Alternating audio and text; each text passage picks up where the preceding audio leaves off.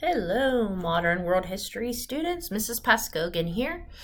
Today, I'm going to introduce the week's checkpoints, and one of them is my 6E weekly lesson, and it's on Napoleon and the Revolution. So we've been studying the French Revolution, and just to recap even further, let me go back in here into Summit.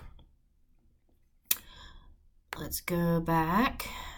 Okay, so the first project we had was Ideas That Changed the World. And by the way, if you still haven't completed that, you really are behind. That was due October 25th, and that's been about a month now, so you really need to finish that up. In that assignment, you learned all about the Enlightenment and the ideals that those philosophers had. And a lot of them were dealing with government and the rights of the people. And hey, why should this monarch, this king, have all the power? So that's where the ideas of democracy were born. Okay, so now we're on to the Revolutions essay, the name of this project, because it all culminates in the writing of an essay and doing a poster.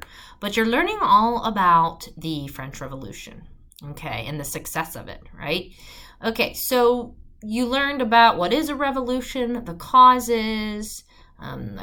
You learned about the Reign of Terror and the different techniques and strategies used, and how things did get a little violent with the Reign of Terror. And now what you're going to be doing this week, you're going to be doing checkpoint 6 here. Actually, the number is going to change as I enter mine in. But does a revolution need to achieve all its goals to be successful? So this is what you're going to be answering for this checkpoint. It's another argumentative claim paragraph. Remember, when you think argumentative, you think your argument, okay, your stance, your claim. So you need to take a stance on this. Does a revolution need to achieve all of its goals to be successful? So you're going to learn what happens here to the revolution. And someone, but a very famous, I'm sure you've heard of the name, by the name of Napoleon enters the picture. And you're going to see, what he does and how the revolution changes. And after you learn all about that, you're going to ask yourself, and everything you learned about the revolution, does a revolution need to achieve all of its goals to be successful? What do you think about that? So do a one-sentence claim that answers that. Then you're going to put in 2 pieces of evidence from the document, so some quotes. And then you're going to do a 2 to 3 sentence explanation of how the evidence you select, so how those quotes support your claim. All right? So now let's go back. I want to show you my weekly lesson, and it's a little more detail on Napoleon. So you're going to read documents that involve Napoleon, but I wanted to give you just a general overview on his life and what he did. And it wasn't all bad. I mean, there were some positives. So that's the take on this lesson, is looking at the pros and the cons of Napoleon's time being leader of France. So you're going to explain the impact Napoleon played in France and in the Revolution. Okay, so take a look at this scene here, this picture. What is happening? So you see here, that's a man with a crown, right? And there's someone kneeling there. Is she the queen? It looks like he's about to crown her, right? Or is he crowning himself? What's going on here?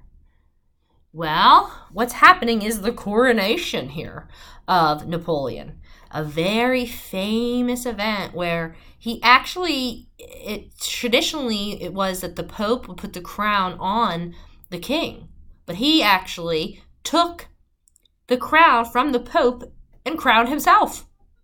So he crowned himself Emperor of France. So that's why I asked you here, can you believe, after everything you have learned about the French Revolution, about all these ideals of freedom and equality, and the people should have rights and a say in how they're governed, that just 15 years later after it started, so it started in 1789, that now here in the early 1800s, they would be crowning an emperor? Huh? How could this happen? And what does this mean for the revolution? So was it a success? Was it a failure? So that's sort of getting to the heart of that checkpoint about, does a revolution have to achieve all its goals to be successful?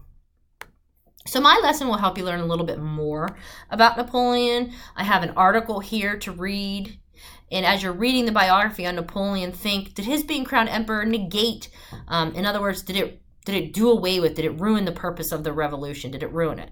What were the positive and negatives of his leadership? So think of that. It wasn't all bad. And then here's 2 videos for you to watch. Again, take notes on the positive and negative things that he did for France. Then in the do, I want you to create a T-chart. So it's just a 2-column chart on the pros and cons of his rule. And then here you answer in a few sentences, how did Napoleon's rise impact the revolution in France? You're going to take a short quiz. And then I say here that this lesson taught you more about the role that Napoleon played. Did he impact the overall success of the French Revolution? Think about the reasons it began and the outcomes. Use the knowledge you gain in this lesson to help you complete the checkpoint. Was the French Revolution successful? Okay. And then, of course, you'll always end with the self-assessment there.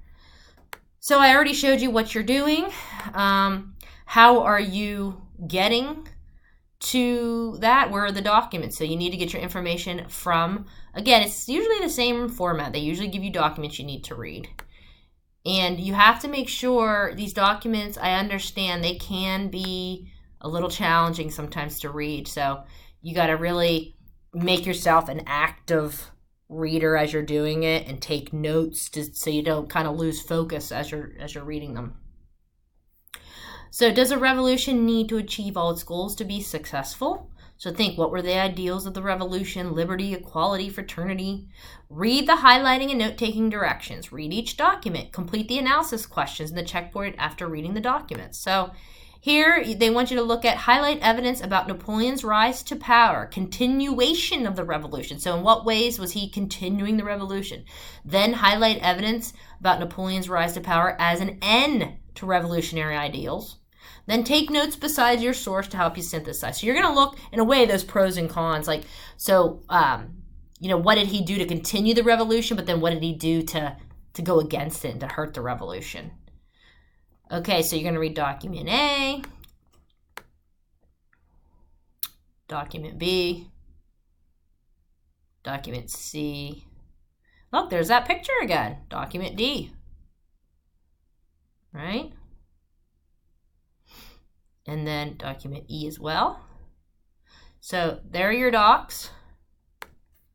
And there is, as always, you will have, where is it here? Oh, okay. I really like this here because this breaks down for you the paragraph. This sort of breaks it down a little bit into simpler terms for you. So this is how you're going to do that paragraph. Claim, a revolution does or does not. You need to take a stance. This is your feelings after everything you've learned and read. A revolution does or does not need to achieve its goals to be successful because, so give your reason. Then give a quote from a document for evidence 1. Your evidence 2 is another quote. Explanation, my first piece of evidence supports my claim because it shows, and then you write that down. My second piece of evidence supports my claim because it shows. Together, this evidence shows that a revolution does or does not need to achieve its goals to be successful because. Okay, so I like how this sort of breaks it down for you in a little more simpler terms. Okay, and then, yeah, so that helps to explain how you're going to be doing this. So you're just going to simply write your paragraph. But a lot of you are forgetting to include that important evidence piece. So please make sure you take a quote, all right, and to use it to back your claim up. Make sure you say who the author is of the quote and then explain that quote. All right, so that's what you're doing this week. Please try to stay on pace. All of these assignments for this project will be due December 20th. Okay, if you have any questions this week or you need my help, please don't hesitate to send me a hangout, send me an email. You have a wonderful week.